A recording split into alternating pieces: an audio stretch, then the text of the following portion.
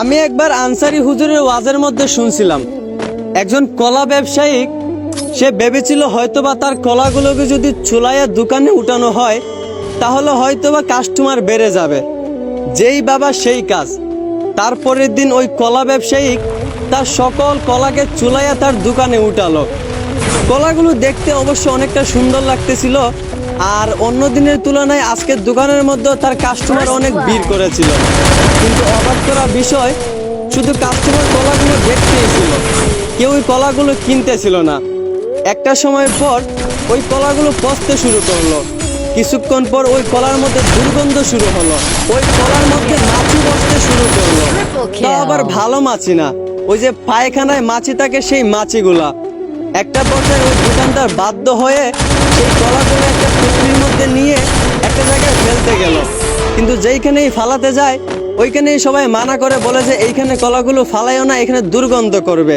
একটা পর্যায়ে ওই কলা ব্যবসায়িক বাধ্য হয়ে তার সকল কলাকে একটা টুকরির মধ্যে নিয়ে তার মাথায় নিয়ে সবাইকে বলতে লাগলো, কে আমার কলা কিনবা, একটা কলার সাথে 1 টাকা করে পুরস্কার দেওয়া হবে।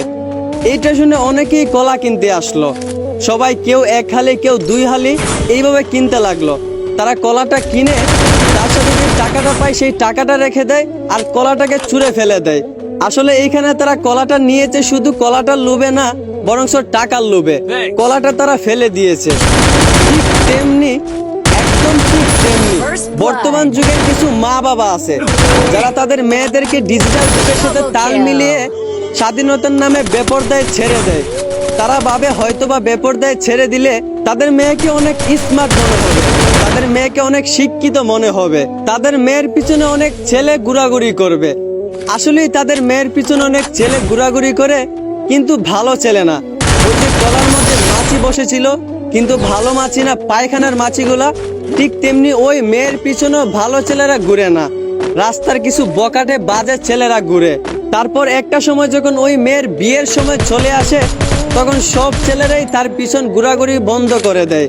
তারপর মেয়ের বাবা যখন মেয়েকে বিয়ে দিতে যায়, তখন সবাই মানা করে দেয়, বলে যে তোমার মেয়ে খারাপ, তোমার মেয়েকে আমরা বিয়ে করব না। এইভাবে একের পর এক কেউই ওই মেয়েকে বিয়ে করতে চায় না। তারপর মেয়ের বাবাও সবাইকে বলতে লাগে, ওই যে কলাওয়ালা টুকটি মাথায় নিয়ে বলেছিল আমার কলা যে নিবা প্রতি কলার সাথে 1 টাকা করে পুরস্কার। তখন মেয়ের বাবাও সবাইকে বলতে লাগে, আমার মেয়েকে যে বিয়ে করবা, আমার মেয়ের সাথে বাইক, ফ্রিজ পুরস্কার পাবা। এই কথা শুনে হয়তোবা কিছু যুবক রাজি হয়, কিছু পুরুষরা রাজি হয়, কিন্তু এটা মেয়ের লোভে না, বরং মেয়ের সাথে যে বাইক দিবে ওই বাইকের লোভে। যেমন কলা কিনে তারা কলার সাথে যেই টাকাটা পেয়েছিল টাকাটা রেখে দিয়েছিল আর কলাটা ছুঁড়ে ফেলে দিয়েছিল। ঠিক তেমনি পুরুষটাও আপনার মেয়ের সাথে এমন করবে। আপনার মেয়ের সাথে যে বাইকটা দিবেন ওই বাইকটাকে বেশি গুরুত্ব দিবে আর আপনার মেয়েকে অবহেলায় ফেলে রাখবে। এই জন্য প্রত্যেকটা মা বাবাকে বলি, নিজের মেয়েকে পর্দায় রাখেন। ডিজিটাল যুগের সাথে তাল মিলে মূর্খ নারীদের মতো বেপর্দায় ছেড়ে দিয়েন না। আর প্রত্যেকটা বোনকে বলি, নিজের সম্মান নিজে বাঁচান। মূর্খ নারীদের মতো বেপর্দায় চলাফেরা করে নিজের সম্মান নষ্ট করিয়েন না। আশা করি আমার কথাগুলো বুঝতে পারছেন।